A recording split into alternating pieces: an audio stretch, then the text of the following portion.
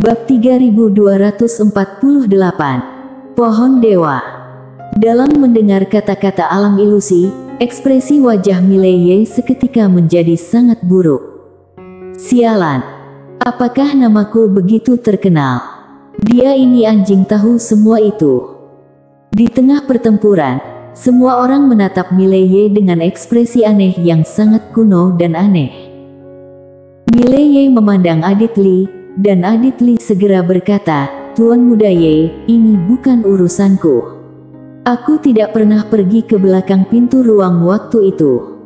Mileye tak berkata-kata. "Jika kamu tidak pernah pergi, maka siapa yang menyebarkan berita tentangku?" Di depan pintu ruang waktu, alam ilusi menatap Mileye, sangat menantikan kedatanganmu untuk melewati ujian ini. Mileye menatap alam ilusi, "Siapa kamu?" Alam ilusi berkata, "Tebak saja."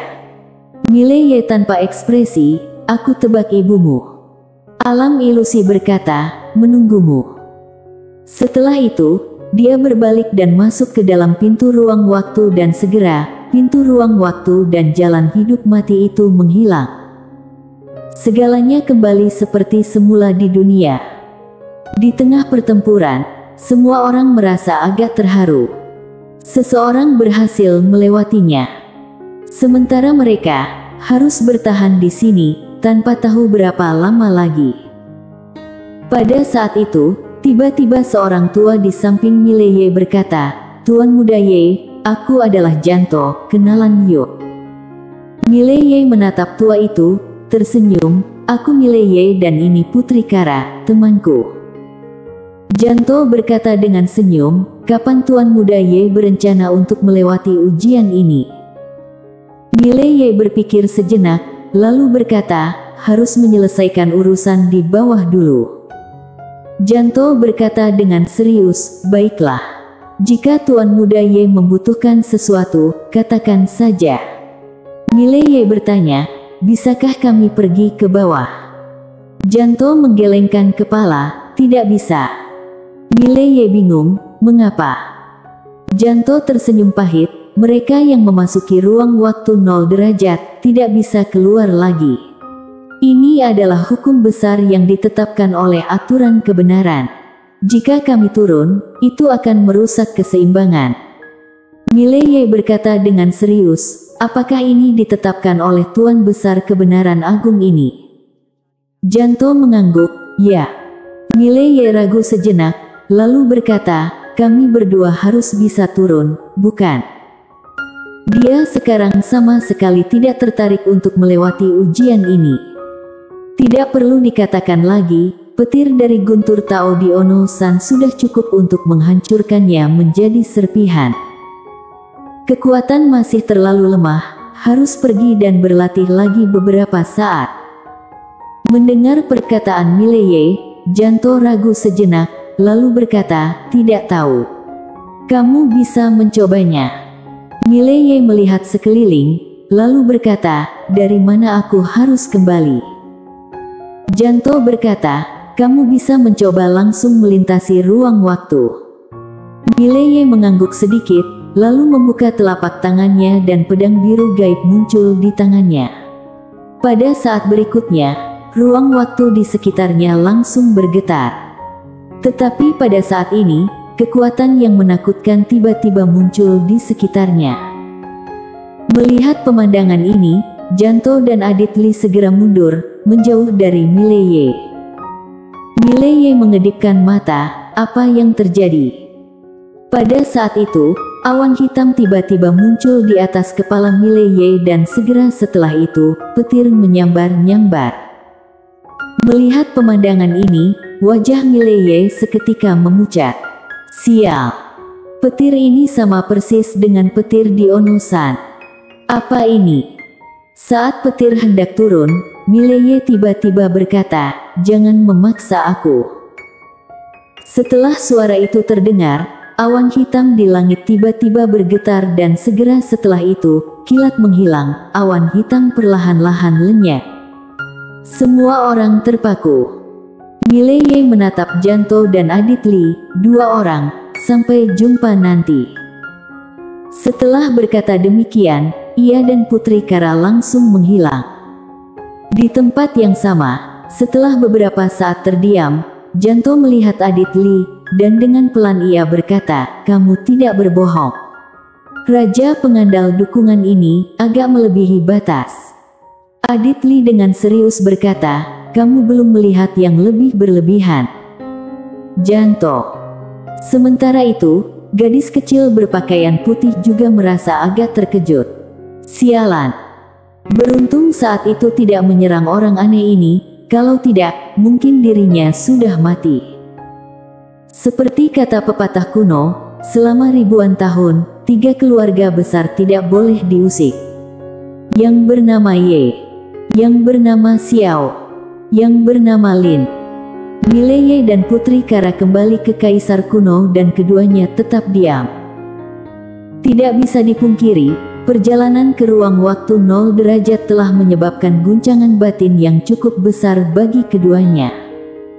Ruang waktu 0 derajat, ujung dari alam semesta ini. Putri Kara tiba-tiba menggelengkan kepala sambil tersenyum, "Ini seperti membuka mataku." Mileye berkata, "Benar juga." Putri Kara menatap Mileye, "Apa rencanamu selanjutnya, Tuan Ye?"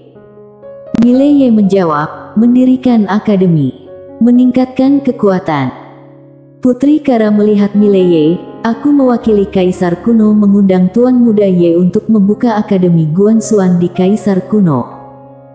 Mileye menatap Putri Kara dan Putri Kara tersenyum, "Aku serius." Mileye berkata dengan serius, "Putri Kara pasti tahu apa artinya ini."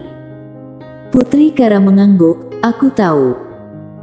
Dia menyadari bahwa di masa depan, Kaisar Kuno mungkin harus tunduk pada Akademi Guanxuan, tetapi dia lebih memahami bahwa dengan tunduk secara sukarela sekarang, itu berarti menjadi tokoh besar, menjadi yang dihormati dan menjadi bagian dari para senior.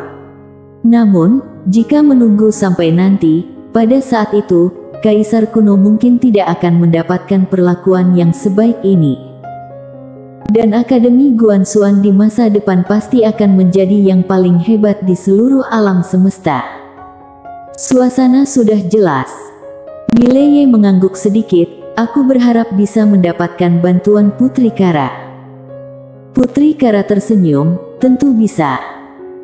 Mileye melihat Putri Kara, "Di Akademi Guanxuan, ada sebuah kabinet. Aku ingin mengundang Putri Kara untuk memimpin kabinet bersama-sama mengelola Akademi Guanxuan." Kekuatan Kaisar Kuno sangat besar, bergabungnya Putri Kara ke Akademi Guanxuan pasti akan memberikan banyak keuntungan. Dan dengan kehadiran orang seperti ini, ia tidak dapat memberikan jabatan biasa. Setelah mendengar kata-kata Mileye, Putri Kara tersenyum sedikit, sangat berhormat. Mileye tertawa, "Selamat datang di Akademi Guanxuan." Dengan bergabungnya Putri Kara, itu juga berarti bahwa Kaisar Kuno akan menjadi bagian dari Akademi Guanxuan. Tentu saja, akan ada perlawanan dari Kaisar Kuno, tetapi dengan kehadiran Putri Kara, Mileye tidak perlu khawatir tentang hal-hal tersebut. Di dalam Kaisar Kuno, Putri Kara masih memiliki otoritas yang mutlak. Setelah membahas beberapa detail dengan Putri Kara, Mileye kembali ke ruang waktu. Berlatih. Harus diakui, dia telah terstimulasi. Pada saat ini, dia baru menyadari seberapa lemah dirinya sendiri. Di hadapan para master puncak alam semesta ini, dia benar-benar tidak cukup. Di ruang waktu 0 derajat, bahkan satu orang pun bisa menghancurkannya menjadi debu. Lemah. Dan dia juga menyadari bahwa untuk pergi ke dunia ilusi sejati, dia masih jauh dari mencapainya. Di ruang waktu usia, Mileye duduk bersila di tanah, kedua tangannya sedikit terangkat, dan kekuatan usia yang tak terbatas terus mengalir kepadanya. Pada saat ini, pena kecil tiba-tiba berkata, "Hanya berlatih kekuatan usia saja, itu tidak cukup." Mileye bertanya dalam hati, "Mengapa begitu?" Menara kecil itu diam sejenak, lalu berkata, kamu perlu berlatih kekuatan sebab akibat. Mileye mengerutkan kening, kekuatan sebab akibat. Menara kecil menjelaskan, ini adalah kekuatan sebab akibat di dalam ruang waktu sebab akibat. Kekuatan ini jauh lebih kuat daripada kekuatan usia. Mileye berkata dengan serius, jadi, aku harus pergi ke ruang waktu sebab akibat. Menara kecil menjawab, ya, tetapi sekarang kamu masih belum bisa pergi. Mileye bingung, mengapa? Menara kecil berdiam diri. Mileye sedikit bingung, apa maksudmu? Menara kecil berkata, kamu sekarang agak lemah.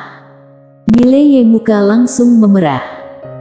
Menara kecil berkata, lebih baik kamu melipat gandakan ruang waktu ini sebelum mempertimbangkan ruang waktu sebab akibat. Mileye mengangguk sedikit, saat ini dia bahkan belum sepenuhnya memahami ruang waktu ini. Tidak bisa dipungkiri, kali ini dia benar-benar merasakan tekanan. Dia tahu bahwa penguasa tiada batas membawanya ke sana mungkin karena ingin menunjukkan seberapa besar kesenjangan antara dirinya dan para ahli puncak alam semesta ini. Pada saat itu, pena kecil berkata, sebenarnya, kamu perlu menyeimbangkan mentalitasmu.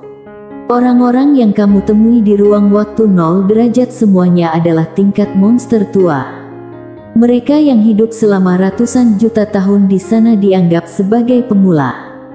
Dan seberapa tua kamu? Bahkan penguasa tiada batas sendiri menghabiskan waktu di luar sebelum akhirnya pergi ke dunia ilusi sejati, bukan?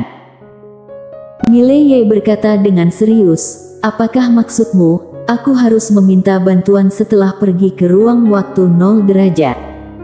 Pena kecil berkata, apakah aku benar-benar menyiratkan itu? Mileye wajahnya langsung terasa memanas. Pena kecil melanjutkan, apa yang kumaksudkan adalah, tidak perlu terlalu tergesa-gesa. Tujuanmu saat ini adalah ruang waktu 0 derajat dan dunia ilusi sejati, benar, tetapi kamu tidak boleh berpikir untuk mencapainya dengan satu langkah. Tentu saja, kamu bisa memilih untuk melakukannya. Misalnya, meminta saudara perempuanmu membawamu pergi, tetapi kukira kamu tidak akan berpikir untuk melakukan hal seperti itu, karena, pada akhirnya, tempat itu mungkin adalah peta terakhir. Benar, kan? Mileye mengangguk. Kali ini, memang benar bahwa ia tidak memiliki keinginan untuk memanggil seseorang. Pena kecil melanjutkan, banyak kali kamu terlalu tergesa-gesa. Menurutku, sebaiknya kamu merenungkan dirimu sendiri, memperbaiki sikapmu, terutama sekarang, jangan terlalu memikirkan ruang waktu 0 derajat, karena aku bisa dengan bertanggung jawab memberitahumu, jika kamu tidak bisa sepenuhnya keluar dari aturan yang dibuat oleh Tuan dan lingkaran itu, bahkan jika kamu menguasai semua ruang waktu, melipat gandakan semua ruang waktu yang dapat dilipat, kamu masih tidak akan sampai ke dunia ilusi sejati. Bahkan penguasa tiada batas pun tidak dapat benar-benar mencapai dunia ilusi sejati, meskipun pada saat ini, dia adalah yang paling mungkin berhasil. Mileye bingung, mengapa? Dengan suara pelan, pena kecil menghela nafas, di balik pintu ruang waktu itu, ada sesuatu yang tidak bisa kamu bayangkan. Mileye berbicara dengan serius, apa yang ada di balik pintu ruang waktu? Setelah beberapa waktu, pena kecil berkata, sebuah ras yang sangat mengerikan, pada suatu waktu bersamaan dengan lahirnya alam semesta ini, ras yang menakutkan tersebut, untuk menggambarkannya. Saat ini, itu adalah ras terkuat yang diketahui dalam alam semesta ini. Mileye sedikit penasaran, apakah mereka dikendalikan oleh tuanmu? Pena kecil berkata, tidak. Pemilikku tidak menyakiti mereka, sebaliknya, bahkan merawat mereka. Ras ini menjaga sebatang pohon, pohon dewa dan untuk menuju ke dunia nyata, harus melewati pohon dewa ini. Untuk melakukannya, kamu harus mengalahkan klan dewa ini dan pada saat ini, hanya ada 5 orang yang berhasil mengalahkan klan dewa ini. Mileye bertanya dengan penasaran, siapa saja mereka? Pena kecil berkata, tuanku, ayahmu, kakak laki-laki besarmu dan juga yang bergaun polos, Destiny.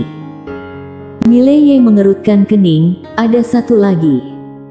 Pena kecil berkata, ada satu lagi, yang mengalahkan mereka, tetapi dia juga mati dalam pertarungan itu sendiri. Mileye. Sepertinya, setelah memikirkan sesuatu, Mileye berkata lagi, apakah Quilla dan yang lainnya berhasil mengalahkan klan dewa awal?